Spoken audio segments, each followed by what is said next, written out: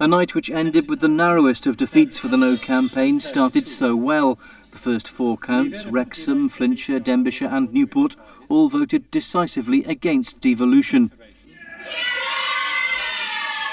The early results seemed to take even the No campaigners by surprise as their momentum gathered.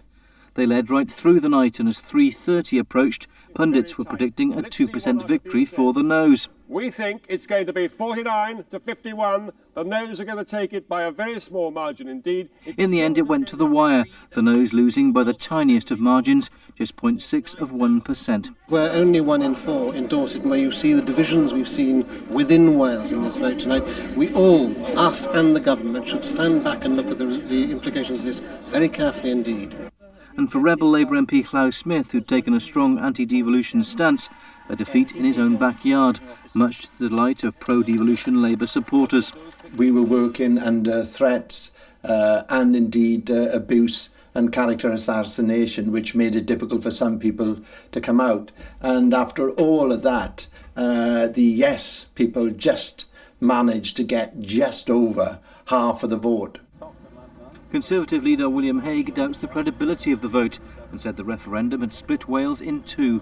We must respect the view of the people of Wales, but we've got to understand, we've all got to understand, that they've sent us a very complex message. There's been a narrow majority in favour, but half of Wales, including the capital city, have voted against. At a sombre press conference in Cardiff, No campaigners were claiming the moral victory. They said the Welsh people had put a veto on wider constitutional change. It's hardly a nation struggling to be free, is it? I mean, I think all of us must reflect on the fact that there is no great enthusiasm in Wales. Now it's coming. It must be sensitively drawn up so that it includes all the people of Wales. The poll results highlighted deep divisions on the devolution debate right across Wales. Those divisions and doubts were still being voiced today. It's just more bureaucracy. What do we want it for? We've got 50 Welsh MPs. Surely they can organise Wales, whatever party they are. I'm quite disappointed. I think it's just an extra layer of bureaucracy instead of just having London when I report into Wales as well.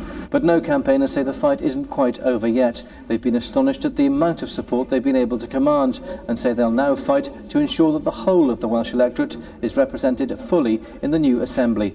Nick Palit, BBC Wales Today at the No campaign.